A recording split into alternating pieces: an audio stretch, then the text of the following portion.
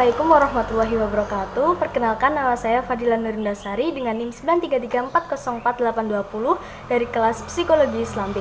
Di sini saya akan menjelaskan materi tentang Makiyah dan Madaniyah untuk memenuhi tugas ulangan akhir semester studi Quran yang diampu oleh Bapak Abu Samsyuddin. Dari materi ini, yang pertama dibahas adalah pengertian, yang kedua ciri-ciri, yang ketiga cara membedakan, dan yang keempat ada manfaat mempelajari. Baik, yang pertama ada pengertian surah Makiyah. Surah Makiyah adalah surat yang diturunkan kepada Nabi Muhammad SAW ketika beliau berada di kota Mekah dan belum hijrah ke Madinah. Surah dan ayat yang tergolong dalam Makiyah diturunkan dalam 12 tahun, 15 bulan, 13 hari. Hitungan ini dimulai sejak 17 Ramadan dari kelahiran Nabi Muhammad SAW sampai 1 Rabiul Awal tahun ke-54 tahun kelahirannya. Total surah Makiyah ada 86 surah yang terdiri dari 4.780 ayat. Sedangkan surat Madaniyah adalah ayat-ayat Al-Quran yang diturunkan kepada Rasulullah setelah Rasulullah hijrah ke kota Madinah. Waktu turunnya ayat-ayat suci di kota tersebut yakni 9 tahun, 9 bulan, dan 9 hari. Waktu ini terhitung sejak Nabi hijrah ke Madinah sampai pada 9 Zulhijjah, tahun ke-63 dari tahun kelahirannya. Total ayat-ayat yang tergolong Madinah berjumlah 1.510 ayat yang tercakup dalam 28 surat. Selanjutnya dari pengertian kita beralih ke ciri-ciri Makiyah maupun Madaniyah. Ada sejumlah ciri-ciri dari ayat Makiyah. Yang pertama yaitu suku kata dalam ayatnya cenderung pendek-pendek. Misalnya surat An-Nas, Al-Falaq, dan Al-Ikhlas. Yang kedua banyak dijumpai khasam, amsal, juga tasbih. Kandungannya umumnya berbicara mengenai tauhid, ibadah pada Allah Subhanahu wa taala, dan juga larangan syirik. Yang keempat, ayat-ayat Makiyah biasanya ditujukan kepada kaum yang musyrik. Yang kelima, kalimat dalam ayat Makiyah biasanya disebutkan secara fasih dan balik. Yang keenam, banyak dijumpai lafaz seperti kalla dan ya ayuhan nas. Kemudian, ciri-ciri dari ayat Madaniyah adalah sebagai berikut. Yang pertama, kalimatnya banyak menggunakan kata yang mendalam, kokoh, dan juga kuat. Yang kedua, banyak dijumpai seruan yang berbunyi ya ayyuhalladzina amanu. Yang ketiga, berbeda dengan ayat Makiyah, kalau ayat Madaniyah cenderung panjang. Yang keempat, kalimat-kalimatnya memakai ushul serta ungkapan-ungkapan syariah. Yang kelima, kandungannya umumnya berkaitan dengan kewajiban semua makhluk dalam beribadah, beramal saleh, berdakwah, dan lain sebagainya. Yang keenam, ayatnya mengandung berbagai hukum juga ketetapan. Dari ciri-ciri kemudian kita berlanjut ke cara membedakan surat Makiyah dan Madaniyah. Yang pertama, dari segi turunnya.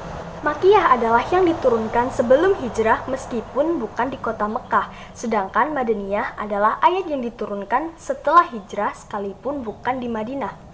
Jadi, ayat yang diturunkan kepada Rasulullah sebelum beliau hijrah itu dinamakan Makiyah. Sedangkan ayat yang diturunkan setelah Rasulullah hijrah ke Madinah itu dinamakan surat Madaniyah. Jadi penjelasannya seperti ini. Rasulullah hijrah dari Mekah ke Madinah. Kemudian di Madinah diturunkan sebuah ayat.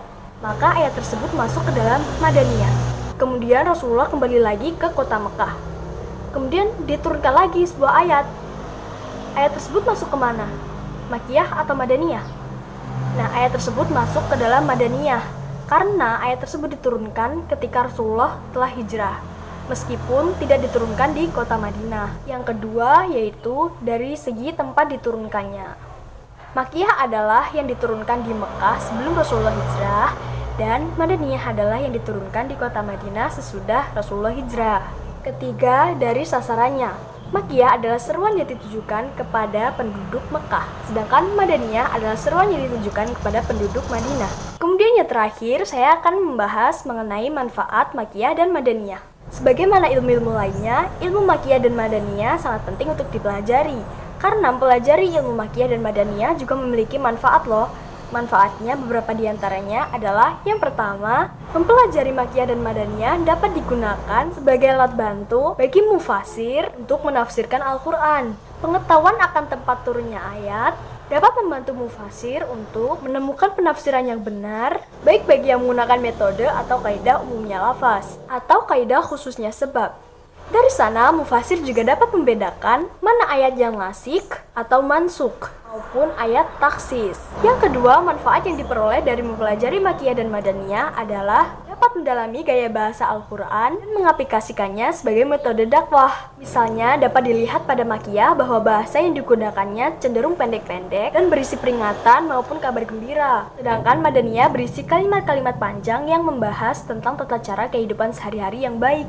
Dari sana, seperti halnya Makiyah dan Madaniyah yang memiliki bahasa tersendiri dalam penyampaian dakwahnya, dapat diambil metode atau cara yang tepat dalam berdakwah yang sesuai dengan yang ajak bicara baik individu, keyakinan, maupun lingkungannya. Selain itu, juga dapat diperoleh bagaimana Islam melalui proses turunnya wahyu, tetapkan hukum yang bersifat selangkah demi selangkah atau tadaruj. Ketiga, manfaat yang didapat dari Makiyah dan Madaniyah adalah dapat mengetahui sejarah hidup Nabi Muhammad melalui turunnya ayat-ayat Al-Quran. Jadi, membahas Makiyah dan Madaniyah berarti juga membahas proses perjalanan beliau dalam berdakwah. Demikianlah pembahasan dari saya mengenai Makiyah dan Madaniyah. Kurang lebihnya saya mohon maaf yang sebesar-besarnya. Semoga penjelasan saya dapat diterima dan bermanfaat bagi kalian semua. Terima kasih. Akhir kata, wassalamualaikum warahmatullahi wabarakatuh.